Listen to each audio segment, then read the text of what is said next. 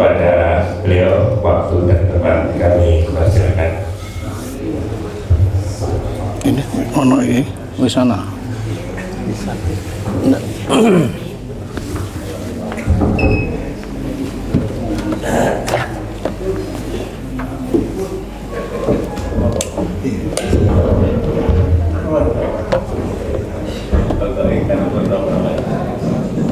Mati.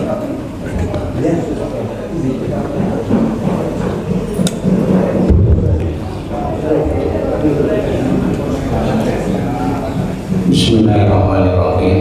Assalamualaikum warahmatullahi wabarakatuh.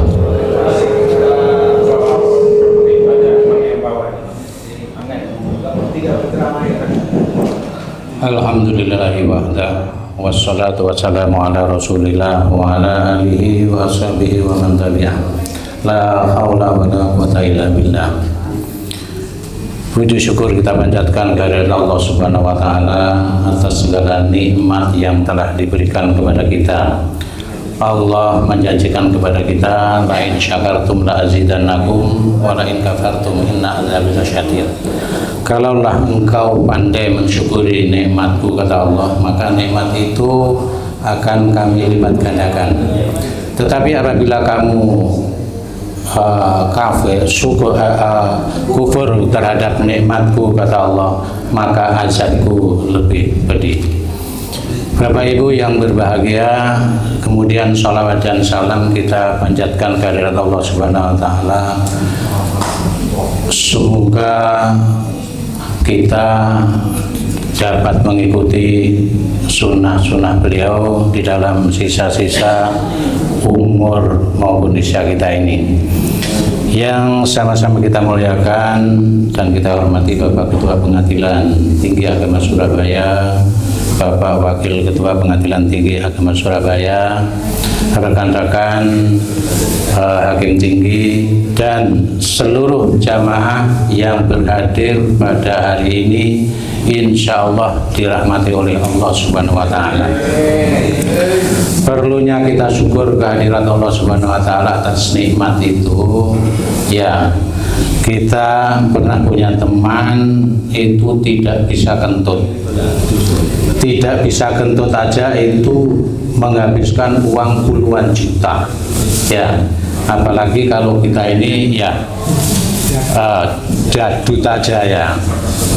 Artinya lancar-lancar aja. Perlu kita bersyukur bahwa nikmat itu akan kita rasakan betapa yaitu berharganya ketika nikmat itu hilang dari hadapan atau dari diri kita. Bapak Ibu jamaah rahimakumullah, memenuhi daripada perintah takmir, ya, maka ingin saya sampaikan sebuah hadis, ya, yang tentunya kita semuanya sudah hafal hadis itu, di mana manusia itu adalah dilahirkan tidak bisa hidup sendiri atau mandiri atau individual, melainkan kita hidup di dunia ini adalah sebagai makhluk sosial, yaitu kita bergaul, bersentuhan dan berhubungan dengan orang lain, itu pasti. Sehingga Ibnu Khaldun mengatakan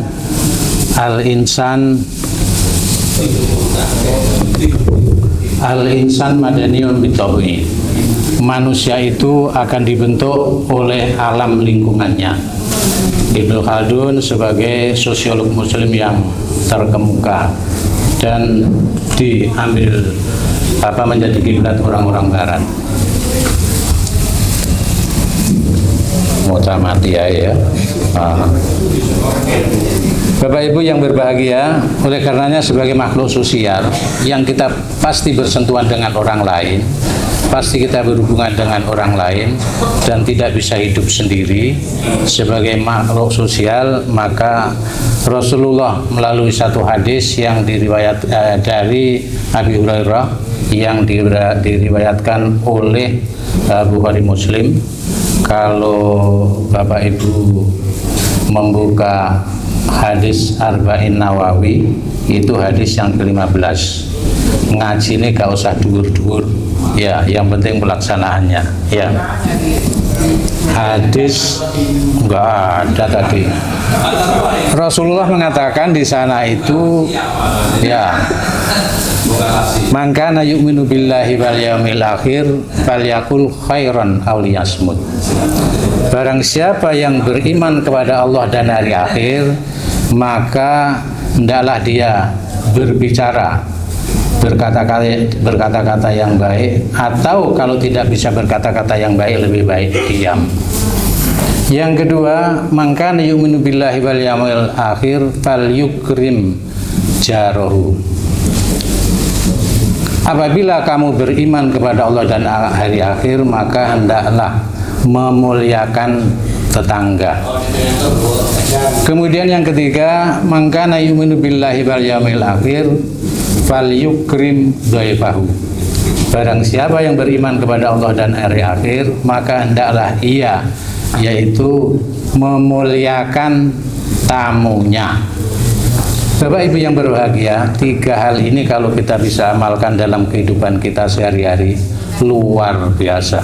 Insya Allah kita akan selamat, selamat dunia dan selamat akhirat. Pertama, kata Rasulullah, kalau kamu beriman dengan Allah dan hari akhir, maka hendaklah berkata-kata yang baik atau diam. Bapak Ibu yang berbahagia, tuntunan untuk berkata-kata yang baik ini tentunya adalah kata-kata yang pertama, yaitu berkata-kata yang lembut, tidak keras. Kemudian perkataan itu tidak menyakitkan hati orang lain. Bahkan kata-kata yang kita ucapkan itu berupa nasihat atau tuntunan kepada orang lain. Kelihatannya sepele, tetapi kadang-kadang ya itu terbawa oleh lingkungan dan daerah kita masing-masing.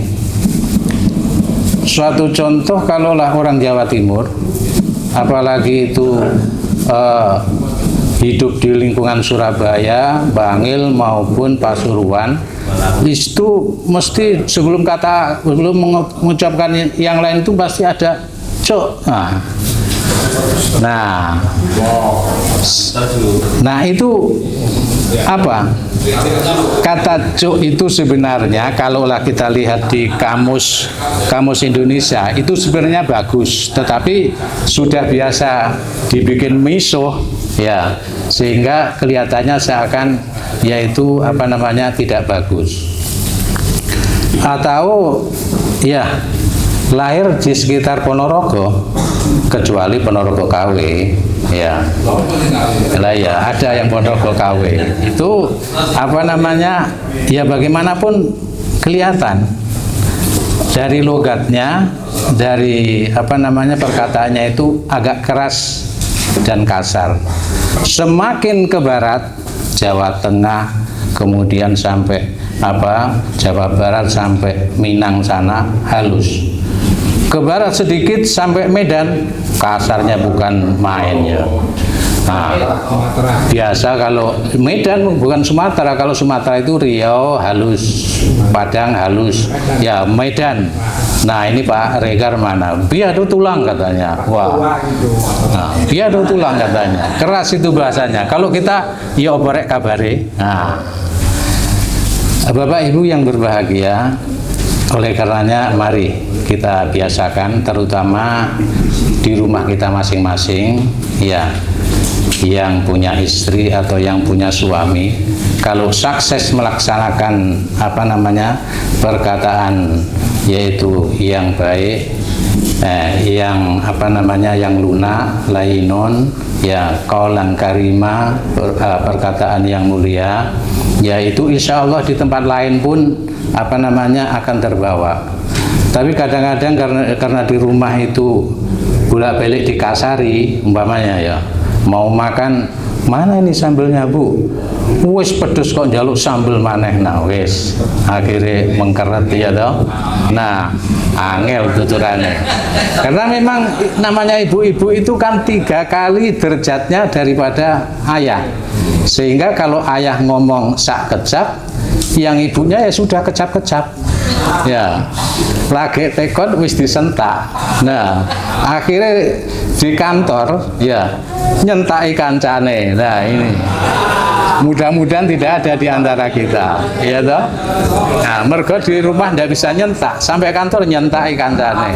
Nah, Bapak Ibu yang berbahagia, oleh karenanya kalau sukses berucap dengan lemah lembut, dengan baik, dengan qaulan ma'rufa, qaulan karimah di rumah, insya Allah sukses di tempat lain. Nah, Bapak Ibu yang berbahagia, perkara ucapan itu bisa mengakibatkan kita iman kita berkurang atau bahkan mengakibatkan berbau syirik. Memang Islam sebagai agama yang sebenarnya mayoritas dan memberikan perlindungan atau kedamaian kepada yang lain, tetapi musuhnya itu luar biasa. Satu contoh, Iran itu musuhnya hampir seluruh Eropa, akhirnya mergo wedi ya mundur masing-masing. Nah di Indonesia juga begitu ya, bahwa musuh Islam itu adalah untuk mengikis atau mengurangi iman kita itu luar biasa. Satu contoh yaitu ucapan tentang Natal ya, doa lintas agama, kemudian yang digemborkan oleh JIL, Jamaah Islam Liberal, bahwa perempuan boleh jadi imam, perempuan muslimah boleh dikawini non muslim ya, dan itu terbukti. Suatu contoh ya, sebagai tokohnya kalau dulu ada Nurholis Majid ya, itu anaknya perempuan kawin dengan suaminya itu Yahudi. Karena apa? Dia membolehkan. Nah kemudian ini yang baru-baru saja terbit ini, yaitu pesantren jati diri bangsa. Nah ini hati-hati adik-adik yang masih punya anak kecil ya, itu pesantren itu seakan-akan memang wah, sebab apa? Semua didanai, masuk gratis, dan dididik di sana kelihatannya lebih baik. Tetapi ingat bahwa santrinya di situ itu semua agama ada, Muslim ya, kemudian Kristen, Hindu, Buddha.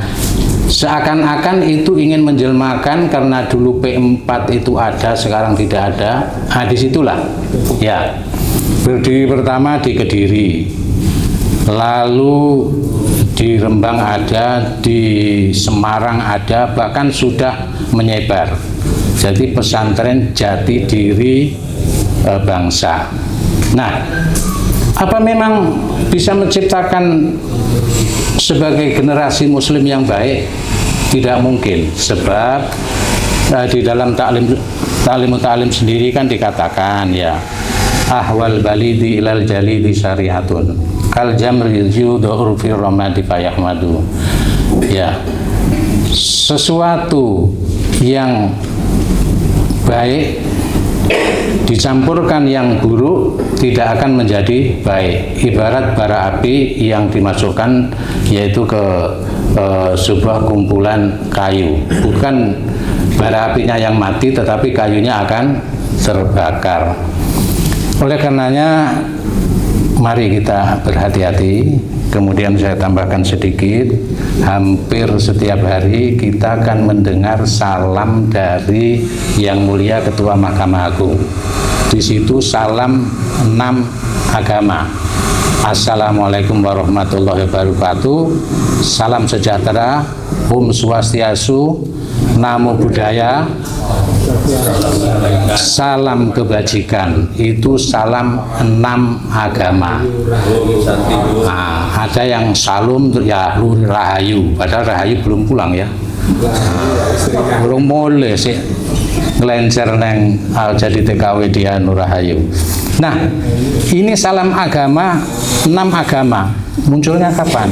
Ya, muncul yaitu pada era kalau tidak salah masa Jokowi. Ya, itu kelihatannya mempersatukan seluruh agama yang ada di Indonesia.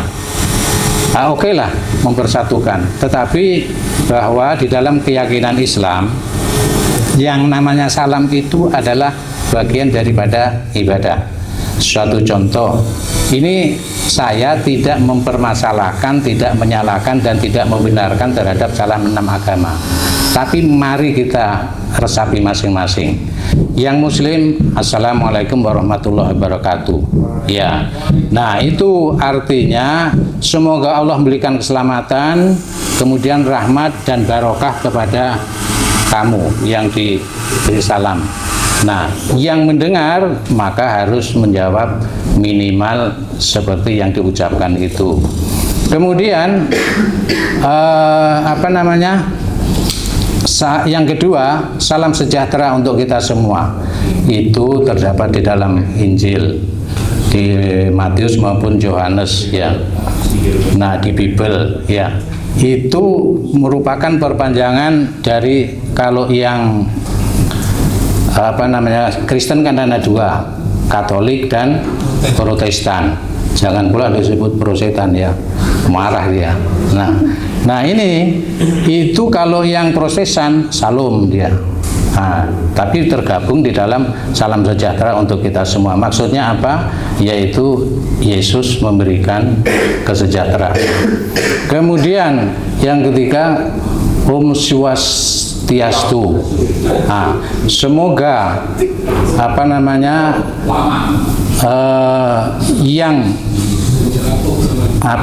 kalau orang Jawa pangeran itu Nah, itu memberikan restu, tapi dia kan yang namanya seperti orang kebatinan, itu kan dia pakai mantra-mantra atau kalau kita masa kecil ada punden. Punden itulah yang menunggu daerah itu. Nah, itulah termasuk yang disembah. Namo Buddhaya artinya apa? Semoga Buddha memberkati. Nah, kemudian yang terakhir bukan Rahayu. Salam kebajikan itu salamnya agama Konghucu supaya Dewa Yin itu memberkati kepada kita semua. Nah, apakah tidak itu doa itu? Nah, doa semacam itu bagaimana? Terserah sampean semuanya. Yang penting kita yang Muslim cukup salam yang diajarkan oleh Rasulullah Shallallahu Alaihi Wasallam. Itu hanya ucapan, ya. Ucapan, ya. Itu ucapan, tapi bisa mengakibatkan bahwa iman kita itu luntur atau bahkan syirik. Demikian kurang lebihnya, mohon maaf. Assalamualaikum warahmatullahi wabarakatuh.